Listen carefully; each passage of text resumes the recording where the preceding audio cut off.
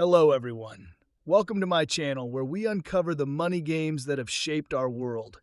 I'm back with a story that will make you question everything you thought and know about economic collapse. We're going to talk about the fall of one of the greatest empires in history.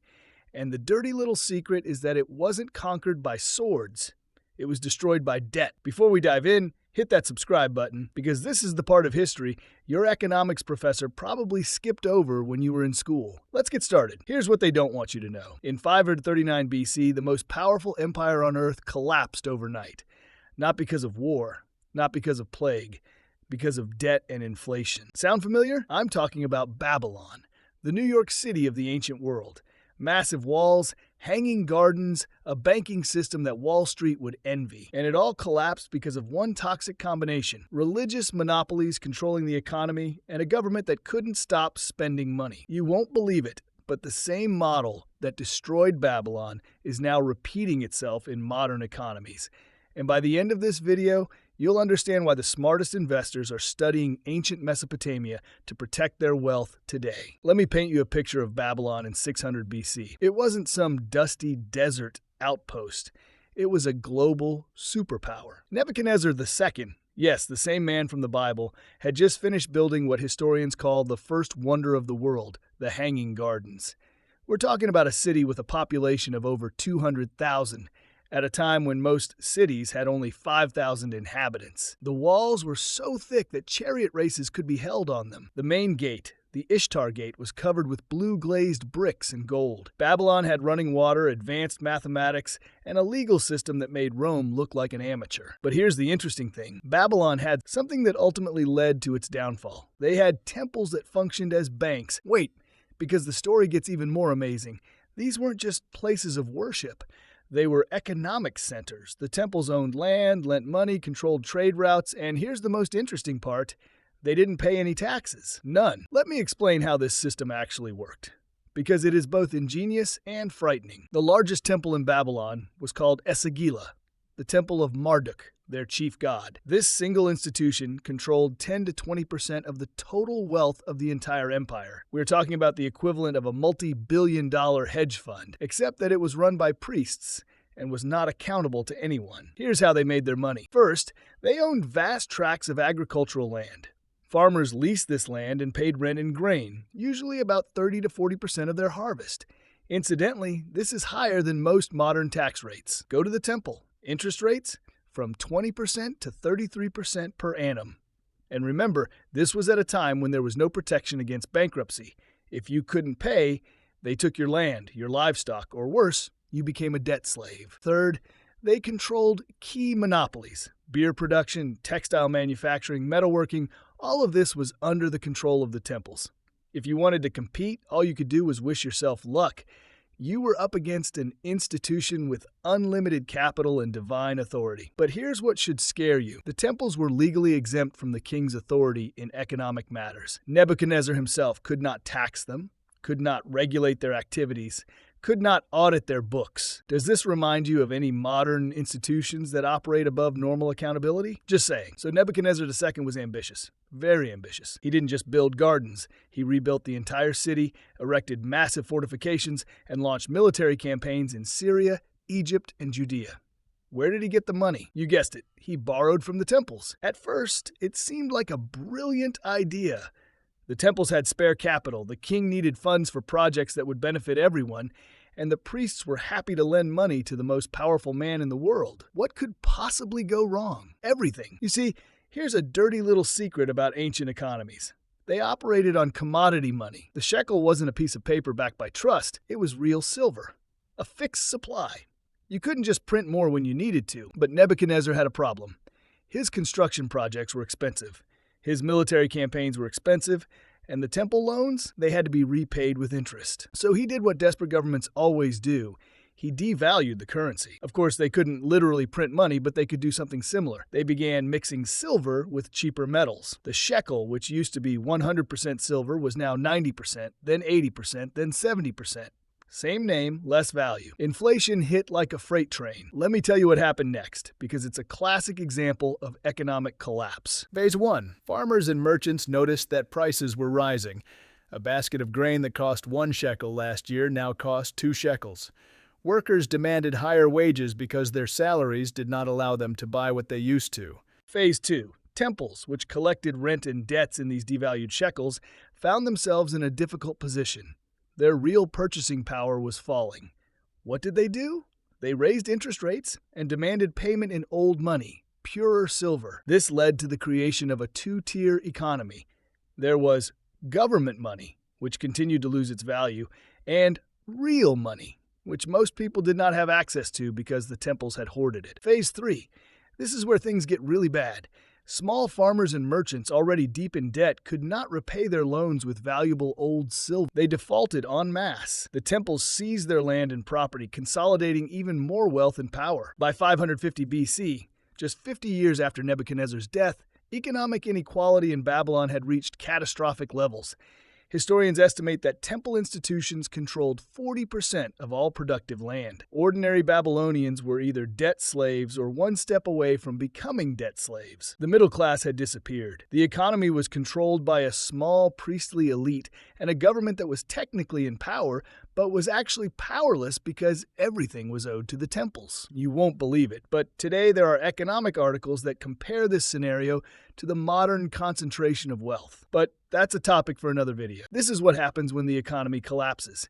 Everything else follows. The Babylonian army began to experience problems with recruiting. Why? Because their army was built on the citizen soldier model. Farmers served in the army in exchange for land grants. But guess what? Now all the land belonged to the temples. Young people had no incentive to risk their lives defending an empire that had nothing to offer them. Infrastructure began to crumble.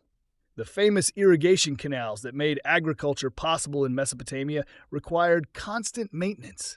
But local communities could no longer afford to maintain them. They were ruined. And the government was too mired in debt to finance public works. Social cohesion broke down. When a small elite lives in luxury while the masses struggle to feed themselves, discontent grows. Ancient texts from this period speak of great men oppressing the people and the rich devouring the poor. There were probably revolts. We have no detailed records of them, but we know that Nabonidus, the last king of Babylon, was extremely unpopular. Some historians believe that he tried to break the monopoly of the temples by promoting another god and another temple system. The priests absolutely hated him. The empire was hollow. On the outside, it still looked impressive. Massive walls, majestic buildings. But on the inside, it was economically dead. And then the vultures began to circle. While Babylon was preoccupied with its economic decline, a new power was rising in the east, Persia. Cyrus the Great was no fool. He was not only a brilliant military commander, but also a brilliant economist. He understood one important thing. There is no need to destroy walls if you can walk through open gates. And here's what's interesting. Cyrus studied Babylon's internal problems.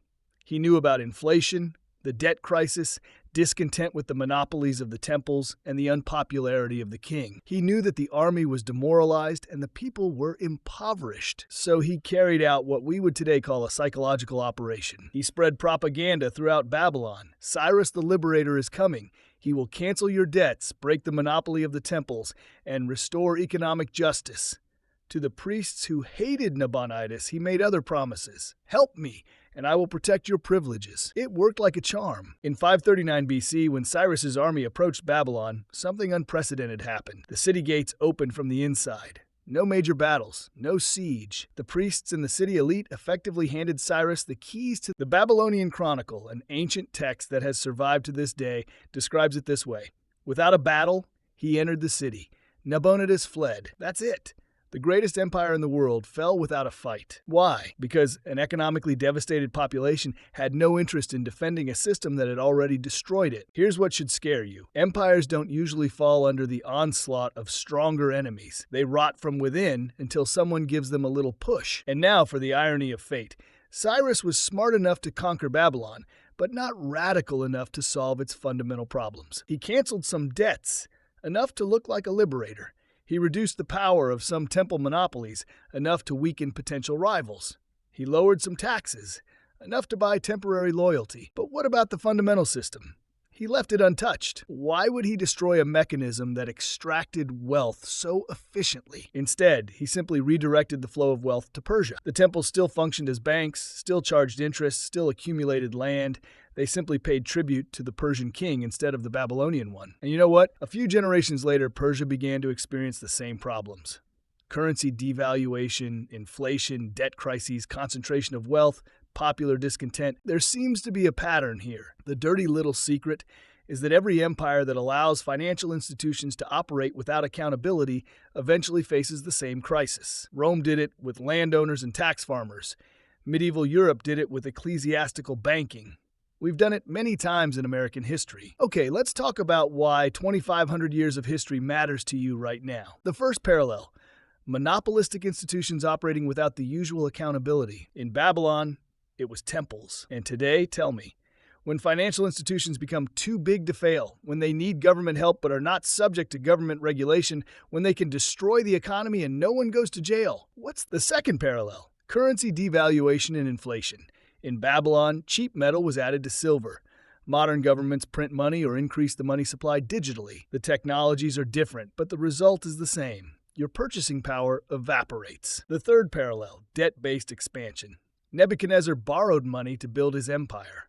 Modern governments borrow money to finance wars, infrastructure, and social programs. The bill always comes due, and it is always paid by ordinary people through inflation or severe austerity measures. Fourth similarity: concentration of wealth and disappearance of the middle class. When Babylon fell, 40% of the land was controlled by temples. Today, wealth inequality in America is approaching levels we haven't seen since the 1920s, just before the Great Depression. The fifth similarity: economic collapse creating strategic vulnerability.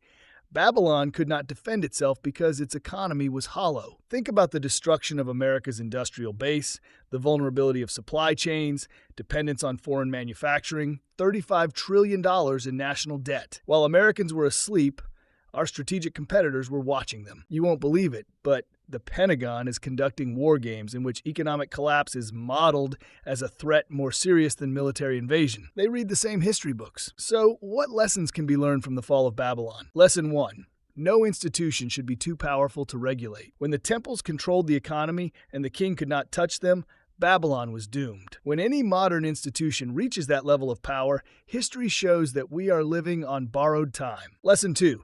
Inflation is not a natural disaster, but a political choice. Governments decide to devalue their currency when they overspend and cannot raise taxes.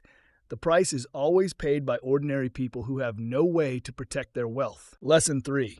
Extreme inequality creates strategic. A society in which most people have no stake in the system will not defend that system when it is threatened. This is not a philosophy of compassion. It is cold strategic reality. Lesson 4.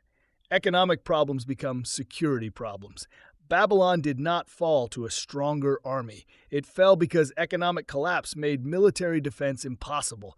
The strongest walls in the world were meaningless when no one was willing to defend them. Lesson 5. The cycle repeats itself until we break it. Babylon, Persia, Rome, medieval kingdoms, modern empires, the same pattern repeats itself over and over again. Concentration of power, currency devaluation, creation of inequality, collapse, and so on and so forth. Here's what they don't want you to know. This cycle can be broken, but only if enough people understand how it works. I'm not saying America is Babylon. We have different systems, different problems, different timelines. But I am saying there are warning signs. We have institutions that seem immune to regulation.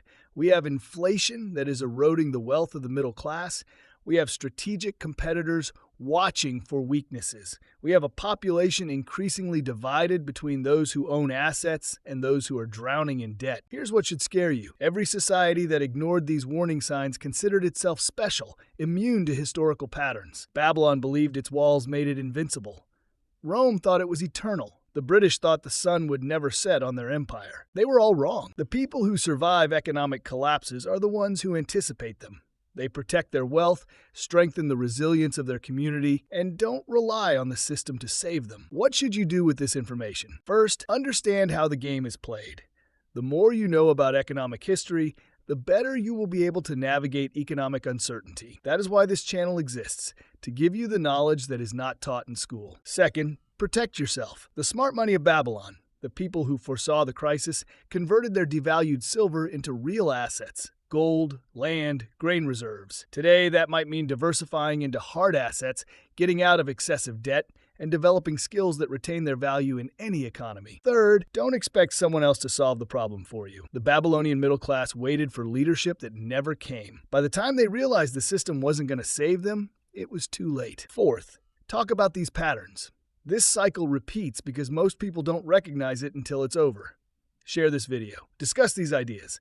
The more people understand the rules of the game, the harder it is to keep playing. Listen, I know this has been tough. We've just covered 2,500 years of economic models in less than half an hour. But the point is this: Babylon fell because its people didn't understand their own economy until it was too late. They thought the king would solve their problems. They thought the walls would keep them safe. They were wrong about everything. You have something they didn't: historical perspective. You can see the pattern, you can prepare. If this video gave you a new perspective on the modern economy, click the like button. If you want to dive deeper into the financial secrets of history, subscribe and click the notification bell. And leave a comment below. I want to know what parallels you see between ancient Babylon and today. See you in the next video.